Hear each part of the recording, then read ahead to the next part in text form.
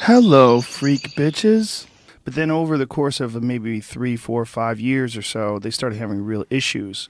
And they don't necessarily tie that to the diet because they remember feeling so much better when they first switched to it. So they don't think that what's happening 3 or 4 years later could be the cause of their problems. I see this all the time with vegetarian and vegan diets. That's exactly what I wanted to talk to you about. Yeah. In terms of that, because most people who switch to a vegetarian or vegan diet, you're going to see some instant benefits because of the fact that you have much more nutrient dense foods. You're eating a lot of vegetables. You're changing your diet in a lot of ways to the positive or towards a positive, away from what you were talking about, those primary foods that Americans tend to eat, all the processed sugar, all the just nonsense and chicken tenders and all that crap that people eat, which is just so goddamn common, right? Yeah. So automatically over that, you're going to see some long-term benefits.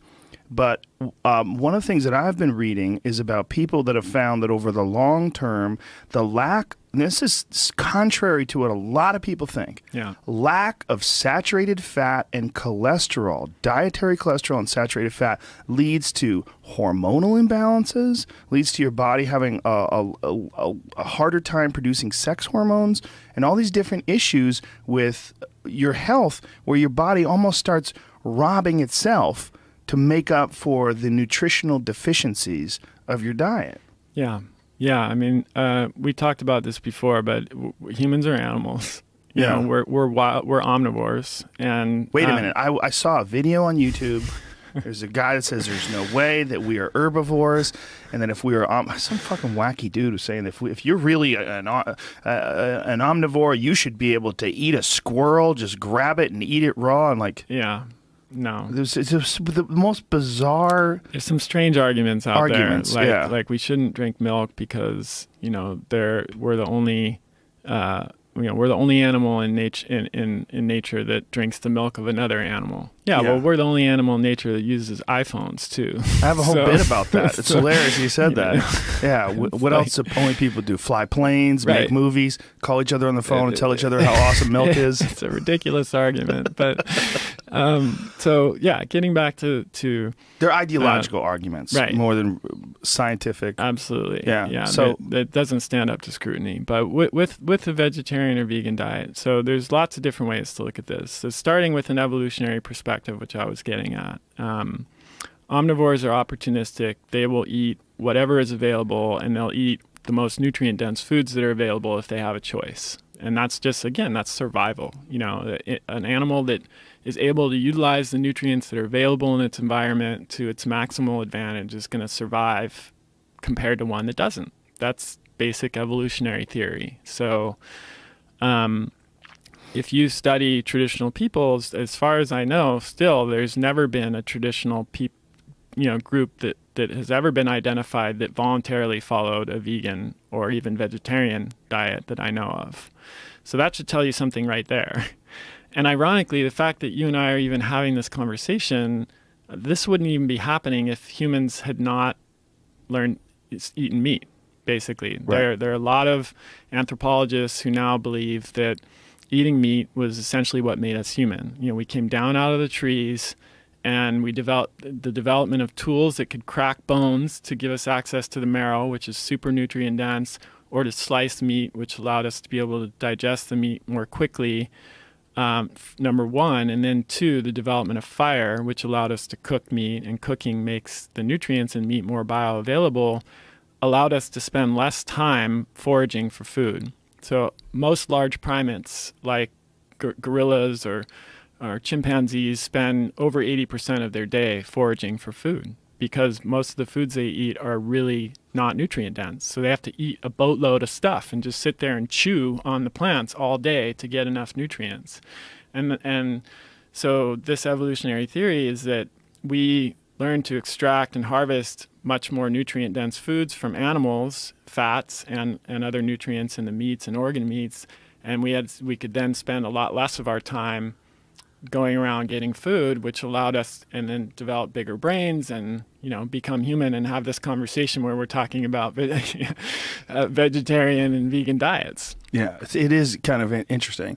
And it's also important to differentiate the difference between what you're saying is essentially the science behind the development of the human animal Right. versus the moral and ethical debates Yeah. that lead And people to environmental. become and environmental Yeah. debates, Yeah. which is also moral, So right? we can talk Yeah. about that too. Which is what influences people to become vegetarians and vegans, Right. which I totally respect. I understand what they're saying. The real problem is when they distort the reality of the scientific findings Right. of the human animal and diet. And that's an issue with a lot of people that are vegetarians and vegans that go on about how healthy they feel and about how awesome, but they're not doing blood lipid profiles. And when they do, like Sam Harris, who is Yeah. for ethical reasons, Yeah. has tried a vegan diet, and his health is suffering. He's having real issues with his blood lipids. Yeah.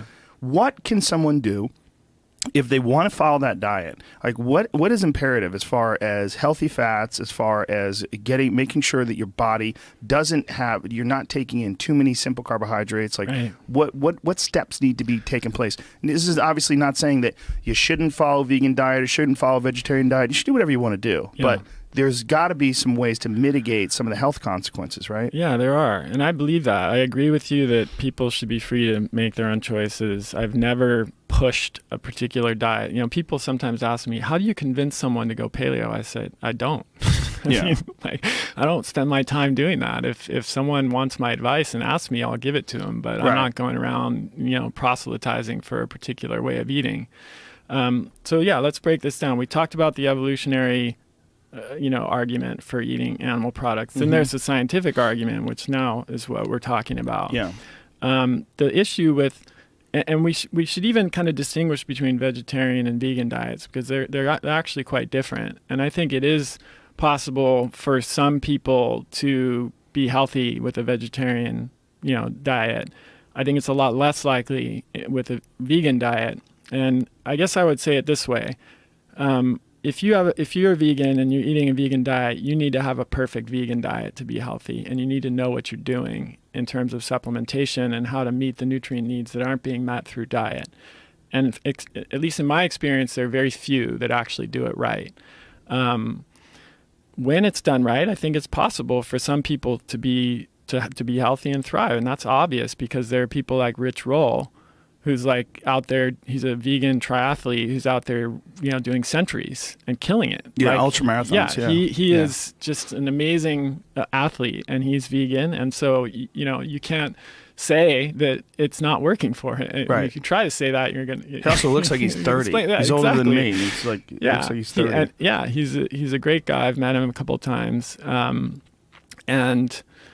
so certainly it works for some people, but there are a lot of factors that determine whether it's going to work. So one is how well you do it.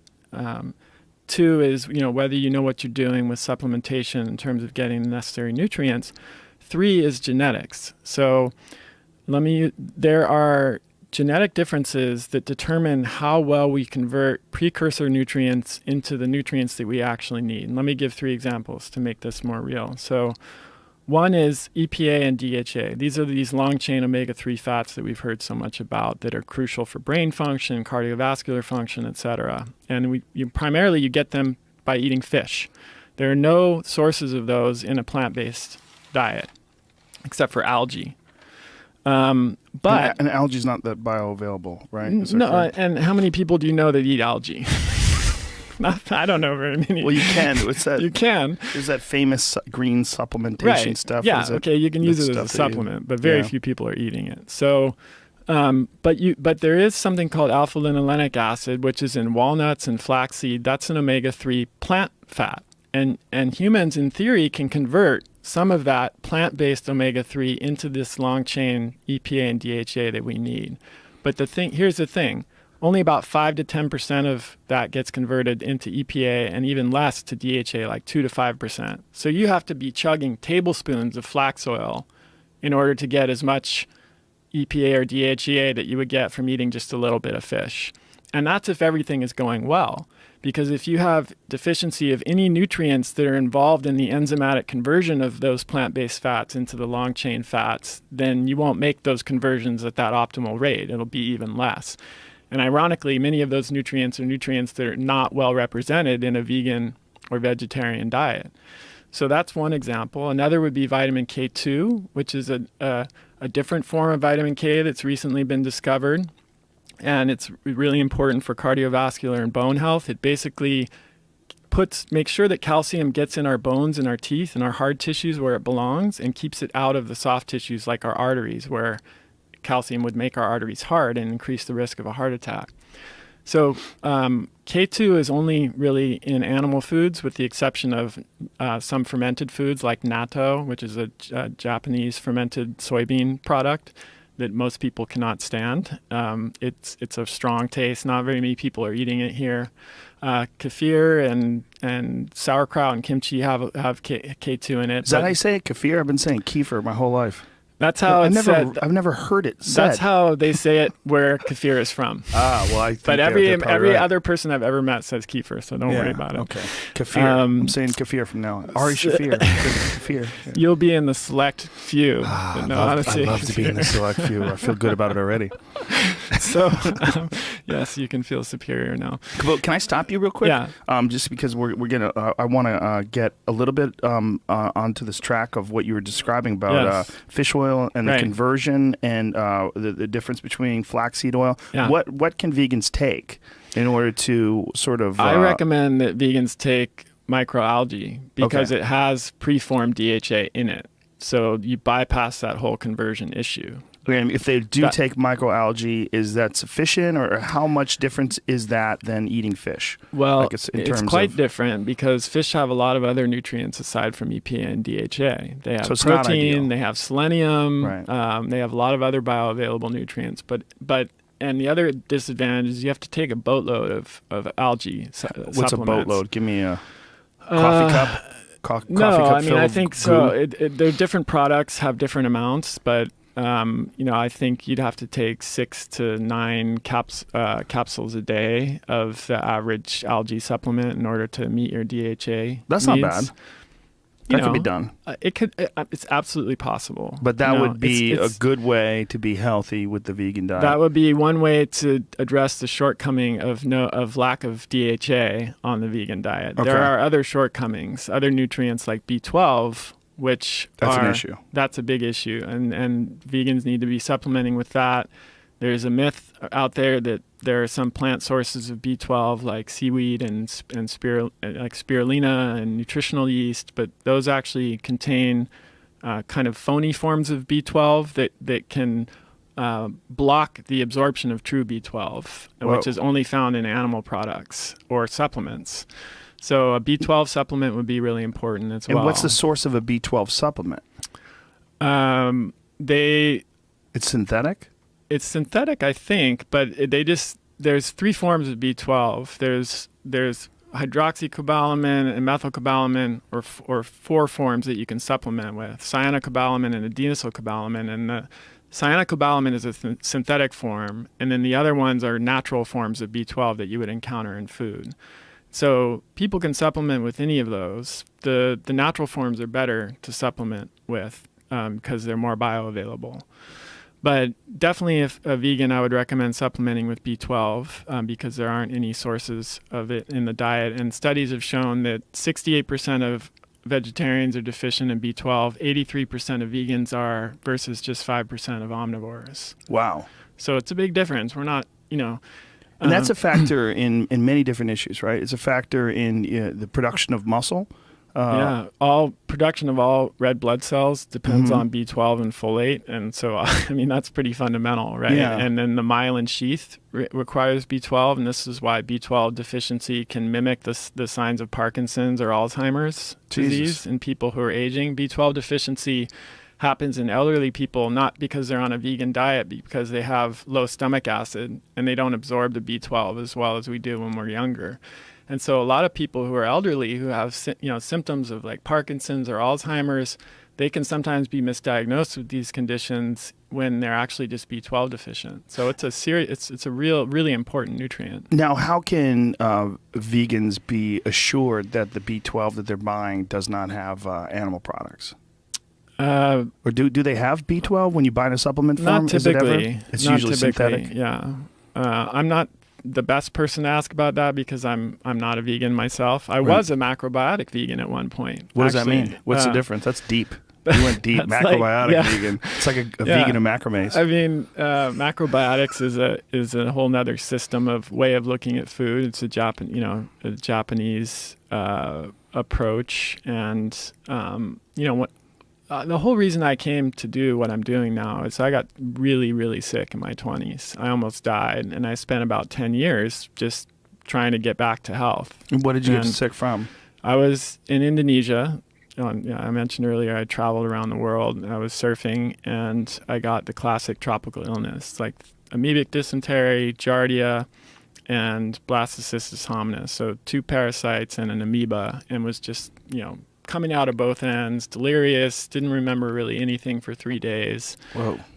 Luckily, there was one other Australian guy in the village that I was in who had some antibiotics in his medical kit that kind of brought me back from the brink. But between the parasites and then the multiple rounds of antibiotics I had to take to get rid of the parasites after that, it just wreaked havoc on my gut. And it took me basically 10 years to recover my health. Whoa. Yeah. 10 years? 10 years. It was like the lost decade. Now, was it 10 years because you approached it incorrectly and you could do it better now? Or was it just such a devastating round of disease that... I think a little of both. I mean, so I'm 42 now, and I was 25 when this first happened, and we didn't know anything about the gut and the microbiome compared to what we know now. Like, there was very little awareness on these Isn't that topics shocking? at that point. Yeah, just in 15 years, or 20 years, it's crazy. So, I took way more antibiotics than I would have done in retrospect, because that's what the doctors were prescribing and saying, look, you've got these parasites, we got to get rid of them. This is how you do it. And, and I think the antibiotics, could have been, like, the treatment was probably worse than the disease for me at that, after the number of courses of antibiotics that I took. Wow. So along that path, I tried just about every special diet you can possibly imagine, including becoming a vegetarian and a vegan, and then a macrobiotic vegan, and a raw food vegan. I've been there, done that. And so I'm completely sympathetic, to all, and I'm also a longtime meditator and Buddhist, so I understand the ethical argument very well. Many of my friends don't eat meat. I'm sympathetic. I care about the environment. I'm sympathetic to that argument. I'm certainly not. I'm coming to this from a place of, I think, a pretty balanced viewpoint, and the issues. For me, the reason why I eventually brought animal products back into my diet was that it became clear that I needed to do that for my own health. And I was able to reach a level of understanding and about the moral, ethical, and environmental choices that I was making that I felt good about. I want to go back to something you were saying about vegans and vegetarians and how to kind of optimize if you're doing that diet. So 2 things that I wanted to address. One was you asked about mollusks. And Yes. I've actually argued that a vegetarian diet with shellfish and organ meats would be better than a paleo diet with no shellfish and organ meats. Interesting. And that's because of what we talked about earlier. Muscle meats, organ meats, and shellfish are the 2 most nutrient dense classes of foods. Like I've just been finishing the curriculum for my clinician training program, where I'm, going through systematically every nutrient, and I'm looking at in nutrition data what the highest food sources of those nutrients are. And I wish I had the thing to just lay it out and show you, but in almost every case, it's an organ meat or a shellfish that's the highest source of that, whether you're talking about B12 or iron or copper or zinc or folate. It's always beef liver, chicken liver, clams, oysters, etc. And so if someone was a vegetarian who's willing to fudge a little bit and eat just organ meats and shellfish, I think that would be a healthier approach than someone who's just eating lean muscle meat. Organs get tossed out a lot. It's a real problem in the hunting world, where when people gut an animal, they leave the gut pile. And there's even a gutless method that a lot of people use when they on a big game animal like an elk or something like that, they leave it behind. They leave the heart, they leave the liver. But I saw this documentary on wolves, and what was really fascinating was one of the ways that they distinguish who the alpha is in the wolf pack is the alpha wolf is the one who eats the liver. Gets the liver. Isn't that fascinating? Yeah, there are other animals that's true with. Yeah. And I think that was true in hunter-gatherer societies as well. And someone was trying to say to me, well, livers process toxins. Don't you think they'd be filled with toxins? That's a common misconception. The liver processes them, but the fat stores them. So if you're concerned about toxins in food, you should make sure that you're eating, pasture-raised organic fats like butter and cream and things. If you eat dairy products, animal fats, grass-fed butter, milk. If you eat lard or tallow or anything like that, it should come from pasture-raised animals because the fat is where toxins are stored. The liver processes them.